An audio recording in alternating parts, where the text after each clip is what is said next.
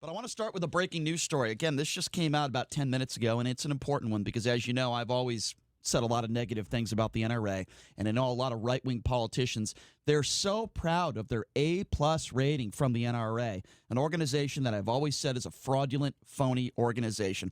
Well, it looks as though I'm right because I've said they've been misappropriating funds for years. They're fraud. They don't care about your safety. They don't care. And now they're being accused of wasting millions of dollars, and they're facing a complete shutdown attempt by the New York Attorney General. Again, this just came out. They just held a press conference. Attorney General Letitia James just filed the lawsuit in state court against the NRA, against longtime CEO Wayne LaPierre and 3 other organized leaders, laying out a wide array of alleged wrongdoing she says is enough to force the nonprofit to completely shut down. Let me repeat that. Completely shut down. This isn't about making arrests or getting people out of power. She was trying to get the whole organization to shut down. Why? Well, let's talk about that. James has accused the NRA leaders of wasteful, unchecked spending that helped lead the organization to turn $27.8 million surplus in 2015 to a $36.3 million net deficit back in 2018. Now, LaPierre is being accused of some serious stuff. He's the chief executive and executive vice president, as you know, since 1991. And his family are accused of traveling to the Bahamas on a private charter at least 8 times over the course of 3 years, costing the NRA over $500,000 on some of those trips. An NRA vendor allowed him to use his 107-foot yacht. LaPierre is also accused of spending more than $3.6 million in NRA funds on black car services and travel consultants in just the last 2 years. He's also accused of teeing up a post-employment contract that was worth at least $17 million. The former treasurer and CFO Wilson Woody Phillips is also alleged to have set up $1.8 million in a consulting deal for himself just before his retirement, as well as overseeing an arrangement that saw Ackerman McQueen, who is the advertising and PR firm, pay for the NRA's leaders' entertainment and travel costs. Travel costs are not enough, entertainment too. Billing the organization. That arrangement is actually subject of a separate legal dispute. Also named in the lawsuit is former NRA Chief of Staff Joshua Powell and current corporate secretary and general counsel John Frazier. So James is seeking to dissolve the entire group and have the 4 NRA leaders named in the suit to pay full restitution and penalties, including their salaries earned while employees of the association, which I think is appropriate.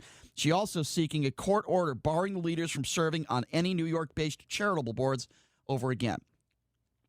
So why is this important? Well, first of all, if you're a member of the NRA, trying to disband the entire organization. That's number one. Number two, I've said it a million times, and I will say it again ad nauseum. And that is this. The NRA is a fraudulent organization. This proves that. With that being said, doesn't prove for that, all. Well, what did I just read that would suggest to you that it's not fraudulent? It doesn't prove that the entire organization is fraudulent. What it proves is that the leadership may be corrupt. Well, they run the entire organization. There's five. Well, by that logic, then Black Lives Matter is fraudulent. Completely different scenario we're talking about. By that logic, then the Clark County School District should be completely eliminated because JARA spent, I think it was $3.2 million. So here's the difference. Here's the difference between when you talk about Black Lives Matter and when you talk about the NRA. There isn't a difference. There really isn't a difference at all. I'm trying to explain to you why there is a difference, why I disagree with you, and that is this. First of all, you have the top of the company and the top 4 guys in the company who have been stealing. I am going to take the side of this woman in New York City. I am going to take her side, the New York Attorney General. I don't think she's lying. I'm pretty sure they have proof to back up what she is saying. If that is true, they are stealing from all of their members. Stealing. Now, if you don't like what some of the people that are running Black Lives Matter are doing, that's fine. If you don't like their politics, but there is no evidence to support the fact that the members who are organizing Black Lives Matter are stealing from people, that would be a crime. Make no mistake about it. She is saying that LaPierre and several other members of the organization are stealing money. Okay, so that is a fine distinction. That doesn't mean that the entire NRA has to be dissolved. Now, should Wayne LaPierre be in his position? Probably not, assuming all these things are true. And Brian, there's been plenty of articles out there that have talked about the entertainment costs you mentioned. They went from $8.7 million in 2017 to $10.1 million in 2018 to $12.9 million. Or I'm sorry, to $12.9 million in 2019. So I mean, they have entertainment costs, they have events, they bring people to speak and to perform at those particular events. There's nothing wrong with that. Now, the issue is if Wayne and the actual organization doesn't make any money, and we've seen that for the last 3 years. We've had this conversation before. We actually had, I believe, someone who represented the regional NRA who came on our show. I can't remember what his name was. And they wouldn't answer many questions. And I remember. I'm not suggesting. Yeah, I agree that they didn't answer a lot of questions, but the NRA doesn't make a lot of money. And the fact that we've just had, I think, 11 million guns that have been sold in the last 4 months. The NRA membership is expanding. Okay, so what you just said, like trying to dissolve the entire organization to me is an absolute stretch. Now, assuming if Wayne LaPierre and this other and Woody, what's his last name? You're talking about Phillips. Yeah, and Woody Phillips. If both of these people are found to be guilty of what they're being accused of, fine, they should be removed. But actually eliminating the entire organization is an absolute stretch, Brian. Okay, so as far as BLM goes, I'm not finished, sorry. But and as far as BLM goes, they're not a 501c3. They go through a company called a 501c3, a nonprofit called Thousand Currents. And Thousand Currents, as one of the leaders of their board, is the one who actually handles all the money that comes in through BLM, which goes through actblue.org, which almost every single Democratic politician uses to raise their money. But that is actually run by a woman named Susan Rosenberg. Susan Rosenberg is a convicted terrorist. That Bill Clinton pardoned right before he left office. She did 16 years in prison for a couple of bombings.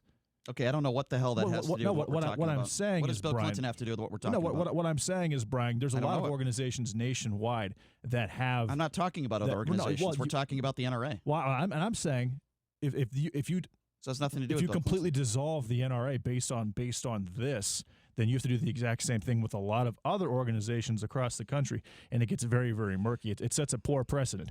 Now, I'm for, assuming this is true, removing Wayne LaPierre. Just like I'm for removing Jara from the Clark County School District, assuming that what he's accused of is true. But dissolving the NRA entirely and calling the entire organization fraudulent, to me, is an absolute stretch. Okay, so now I'll respond to the 10 or so things you said. I don't remember all of them, but this has nothing. Make no mistake about it. This has nothing to do with Bill Clinton. This has nothing to do with any other organization. Right now, we're talking about the NRA. I've said this about the NRA probably since I was in my early 20s. They are a fraudulent organization. Why are they a fraudulent organization? Because never do they talk about the safety of Americans. After every shooting, they want more guns. Never have they worked with Congress. Never have they said, you know what, maybe we should take those guns off the aisle. Maybe we should have some red flag laws. Never have they done that. That is fraudulent. I'm not even talking about the financials that we just learned, which are disgusting, which prove that these people at the top are all fraudulent, scummy people. This organization, from top to bottom, all they care about is sales.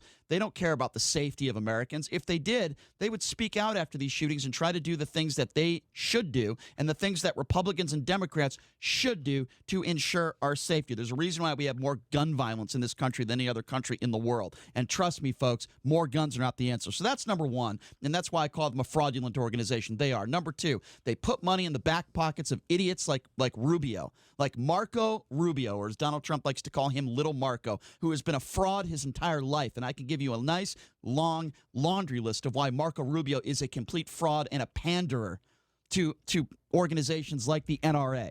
And they brag and they pounce and they talk about how great a guy this guy Wayne LaPierre is.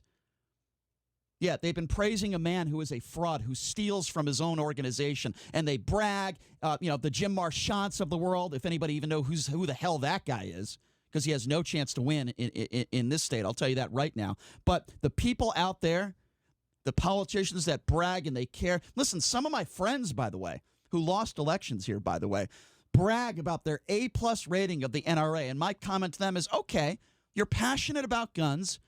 You're happy with your A-plus rating by the NRA. But my question to you is, can you be just as passionate about gun violence and how we end gun violence? Usually it's crickets. They have no answer. What this guy did with his family is a joke.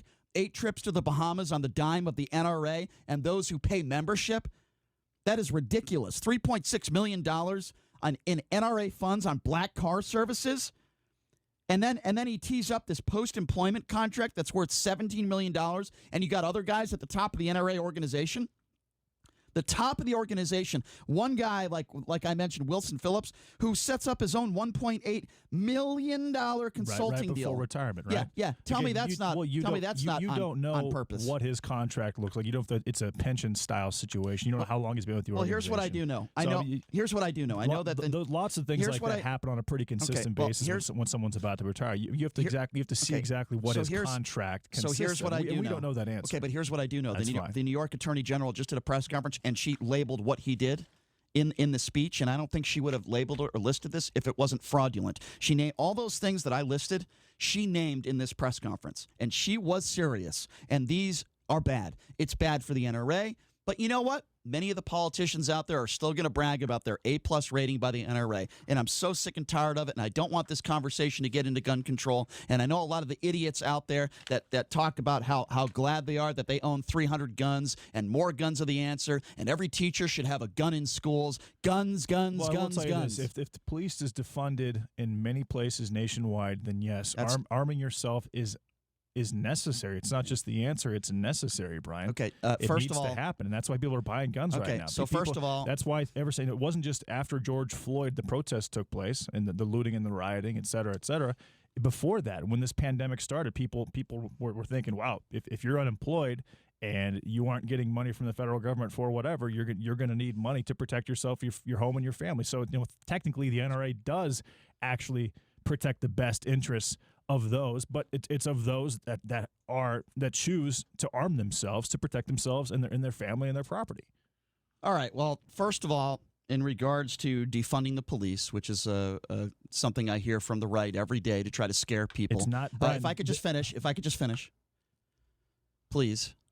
What I hear from the right all the time, from the right, is to try to scare people in believing that all Democrats, and if Joe Biden is elected, he's going to be defunding the police in every state across the country, which is 100% factually inaccurate. So that's number one. Number two, even in some cases, if funds were appropriated to different parts of the police department, that doesn't mean that all of a sudden you have to buy guns because police aren't going to come out if you're a victim or if there's a serious crime being committed. That is also factually inaccurate. So I want to just put that stuff to rest. That's not Brian. Now. Seattle and Minneapolis already have plans. You said across the country. That's 2 of the top 25 major. That's 10% of the major cities in the country, Brian. First of all, and they already have plans to abolish the police, not just defund the police. First of all, New York has cut $1 billion. LA has cut $1 billion. Okay, and then crime across the country right now. I mean, Brian, crime on the Upper East Side of New York, robberies are up 286% in the last 2 months. Chicago just had its most violent month in 30 years. Okay, and that's saying something for Chicago. Portland, in the midst of the riots, they just had their most violent month in 30 years. Mm-hmm. So you just said that crime is up everywhere, and people are arming themselves That's not what you said, though. They want to protect themselves, their property, and their family, just like the McCloskey. I'm sure like the LA DA we're going to talk about in a little bit. But that's not what you said. You said they're being defunded across the country, and that is not factually accurate. And what I'm trying to say. No, I said talk. I said talk of defunding the police. I didn't say they're being defunded. But who's talking about defunding it across the country? Who are you talking about? The conversation is happening constantly. By who? They're Democratic politicians. Who has said they want to defund? Black Lives Matter. Black Lives Matter are not making policy. City councils across the country. No, actually, Black Lives Matter is they're pushing policy. They're not lawmakers. They're forcing politicians to make decisions by causing problems. First of all, defund doesn't mean disband. That's number one. I think. Hold on. That's rethinking how to fund police is different than disbanding the police. That's number one. Joe Biden does not believe in doing that. That's number two. And number three, when you say that it's happening across the country and you name a couple cities, that is not factually accurate. I mean, you say that these city councilmen are talking about this throughout the country. Are you in every one of those meetings? I'm not. All I can tell you is that Joe Biden does not believe in that.